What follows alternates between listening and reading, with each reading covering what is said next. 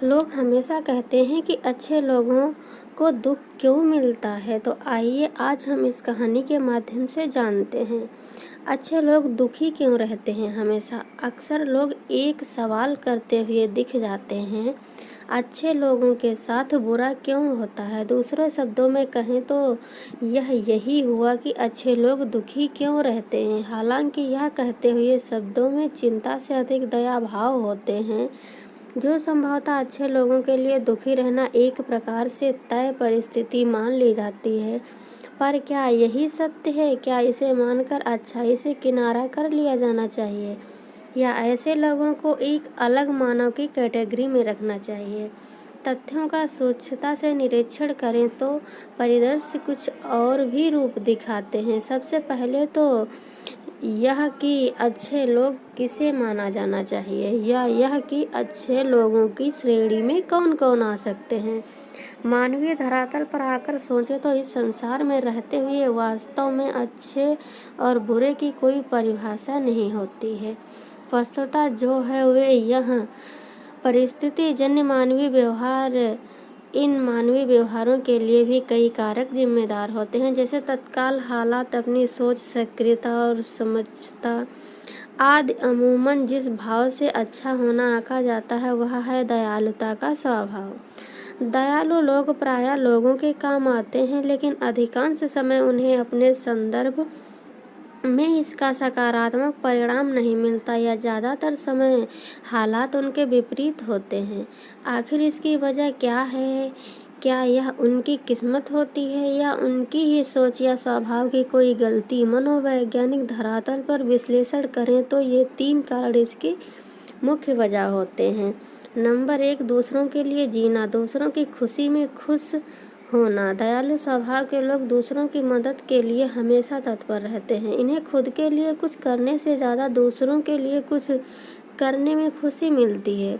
यही वजह होती है कि जहाँ ज़रूरत पड़ने पर ये हर किसी के काम आते हैं, वहीं इनकी एक खास बात यह होती है कि किसी की मदद करने के लिए ये अपनी ज़रूरतों को दरकिनारे करने से भी पीछे नहीं हटते।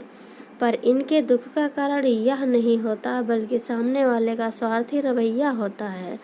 वास्तव में देखें तो अपनी सीमाओं से बढ़कर और अपनी परेशानियों को किनारे रखकर किसी की मदद करना ही इनके लिए दुख का कारण बन जाता है। ऐसे व्यक्तियों के लोग यह मानकर चलते हैं कि ये हर वक्त उनके साथ ही होंगे और खुद से पहले उनके बारे में सोचेंगे। उनसे मदद की चाह रखने वाले लोग भले ही इनके लिए कुछ न करें, लेकिन इनसे कभी भी ना नहीं सुनना चाहते। एक क्षेत्रीय कहावत है, करने की 100 शिकायत, ना करने की 1 शिकायत। यही इन दयालु लोगों के साथ भी होता है। जब कभी किसी हालत में पड़कर ये सामने वाले को गलती से भी कुछ ना करने के लिए ना कह दें, या परिस्थितिवश मदद ना कर पाएं, तो सामने वाले व्यक्ति के मन में यह बात आ जाती है कि अब ये उनके काम नहीं आएंगे। नतीजा यह होता है कि वे उनकी बातों के साथ निर्णय को अनदेखा करना शुरू कर देते हैं। यही बात इन्हें दुखी करती है। आपको यह समझने की ज़रूरत है कि यह आपका बुरा रवैया नहीं है जिसके लिए आपको दुखी होना चाहिए या पछताना चाहिए, बल्कि यह सामने वाला का स्वार्थ है, जो किसी की ज़रूरतों को समझे बिना हमेशा उसकी मदद लेना चाहता है। इसे समझते हुए आप पछतावे के भाव से निकल जाएं और अपनी प्राथमिकताओं के साथ चलें। बार बार ऐसा होना आपका दिल दुखाएगा और हो सकता है मदद करने के अपने स्वभाव को ही आप गलत मान लेंगे, जबकि ऐसा नहीं है। इसलिए अपने दिल की सुने और अपने कड़वे अनुभवों का प्रभाव अपने स्वभाव पर न आने दें। नंबर 2, खुद की परवाह करना स्वार्थी बनना नहीं होता। दयालु लोगों में एक और जो बात होती है वह यह कि ये अपने लिए शायद ही कभी जी पाते हैं। इनकी प्राथमिकताओं में कभी परिवार, कभी रिश्तेदार, तो कभी दोस्त आ जाते हैं। कभी ये बच्चों के स्कूल भागते हैं, कभी परिवार के साथ वीकेंड मनाते हैं, तो कभी दोस्तों के खुशी गम में शरीक होते हैं। परिणाम यह होता है इनके पास खुद के लिए ही खाली समय नहीं होता। कि अपने शौक़ पूरे कर सकें, क्योंकि इनका हर कदम दूसरों को खुश करने के लिए होता है। उसे पूरा करते हुए ये अपने सपनों को पूरा करने के लिए काम नहीं कर पाते। आपको अपनी इस सोच में थोड़ा सुधार लाने की आवश्यकता है। आपको यह समझने की ज़रूरत है कि खुद के लिए सोचना स्वार्थी बनना नहीं होता, और दूसरों के लिए सोचने का मतलब यह नहीं होता कि आप खुद के लिए बिल्कुल न सोचें। निस्वार्थ भाव से किसी की मदद करना और बात होती है, लेकिन निस्वार्थ होने का अर्थ खुद की ज़रूरतों को भूल जाना नहीं होता। आपको याद रखना चाहिए कि भगवान ने हर इंसान को शरीर और मन दिया है। इसकी ज़रूरतों और खुशियों का ख्याल रखना हर व्यक्तिगत इंसान की जिम्मेदारी होती है। अपनी इस जिम्मेदारी को पूरा करना गलती नहीं हो सकती। हाँ, स्वार्थी होने और जिम्मेदार होने के बीच का फ़र्क अवश्य समझ लें। कभी ऐसा नहीं होना चाहिए कि अपना हित साधनों के लिए किसी अन्य का बुरा किया जाए, या समर्थ होते हुए भी ज़रूरत में किसी के काम ना आए तो यह स्वार्थ ही कहलाएगा। नंबर 3, उम्मीद करना। तीसरी और एक बहुत ज़रूरी चीज़ जो है वह है उम्मीद रखना।